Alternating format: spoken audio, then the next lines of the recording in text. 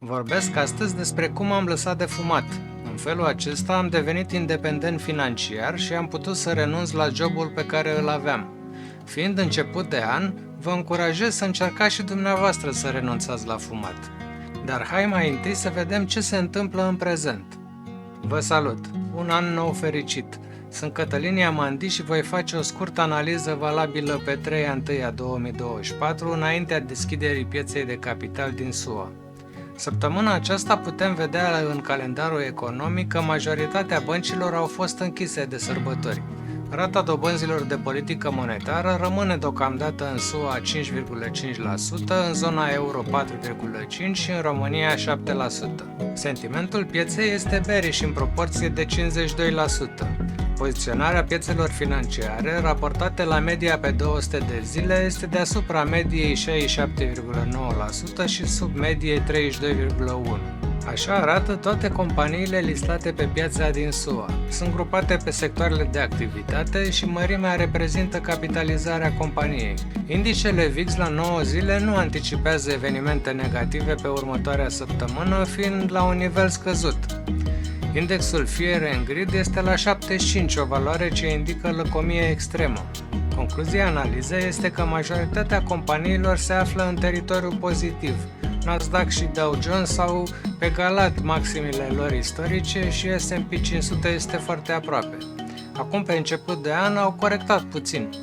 Fed continuă să scadă în fiecare săptămână masa monetară. Să revenim la subiectul episodului și anume economisire. Am renunțat la fumat după 30 de ani în care am încercat toate modalitățile de a inhala nicotină. Fumatul este o cheltuială semnificativă pentru mulți oameni. În România, un pachet de țigări costă în medie 26 de lei.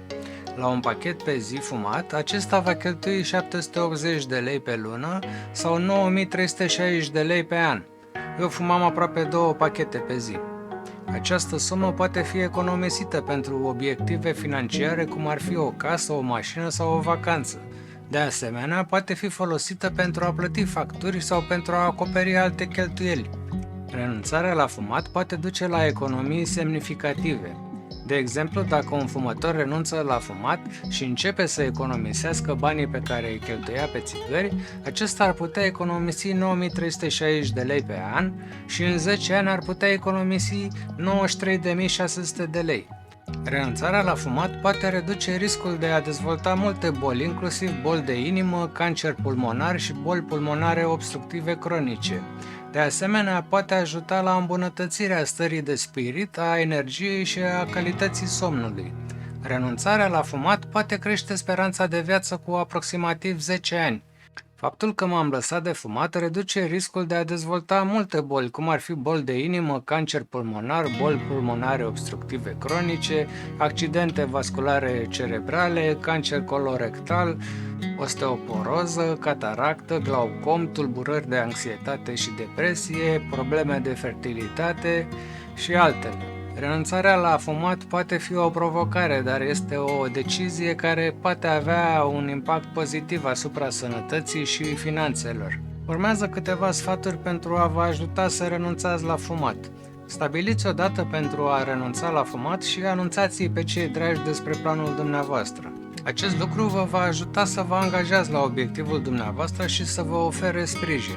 Eliminați toate țigările și accesoriile pentru fumat din casa dumneavoastră. Acest lucru vă va face mai dificil să fumați. În cazul meu, m-am ajutat urmând un tratament de 25 de zile cu Defumoxan. Aceste comprimate nu conțin nicotină. Am mai luat și omega-3 și un calmant ușor pe bază de valeriană și roiniță. Găsiți activități sănătoase și plăcute pentru a vă distra mintea și corpul atunci când simțiți nevoia să fumați. Acest lucru vă va ajuta să vă distrageți atenția de la fumat. Eu am rânțăit semințe și alune. Solicitați sprijin din partea prietenilor, ai familiei sau unui grup de sprijin pentru a renunța la fumat. Sprijinul social vă poate ajuta să rămâneți motivat.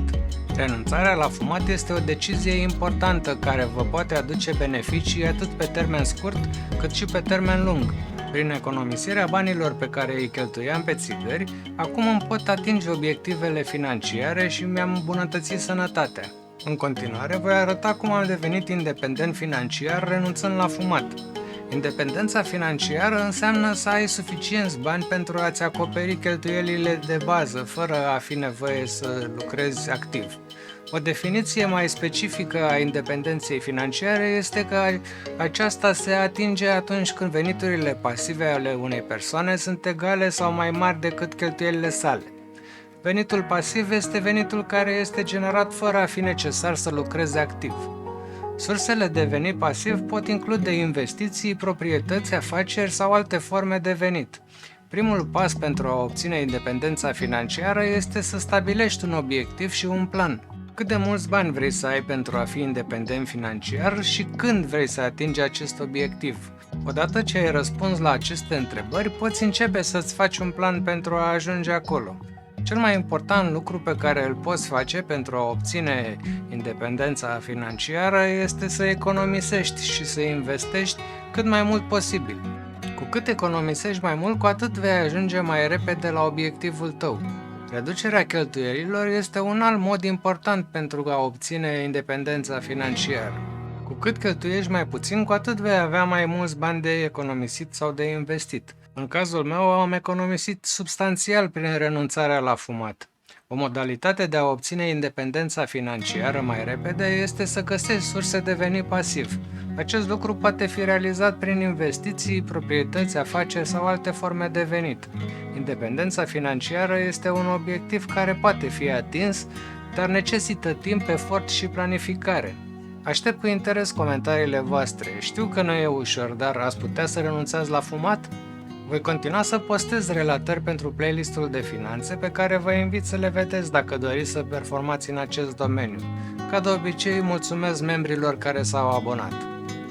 Apăsați butonul de like dacă ați aflat măcar o informație relevantă și trimiteți acest videoclip persoanelor care ar putea fi interesate să se dezvolte personal și financiar. Activați clopoțelul pentru a fi notificați atunci când postez un episod nou. Mulțumesc frumos pentru timpul dumneavoastră și vă rog să vă abonați dacă nu ați făcut-o deja pentru a nu pierde videoclipurile viitoare. Ne vedem în următorul episod. O zi plăcută!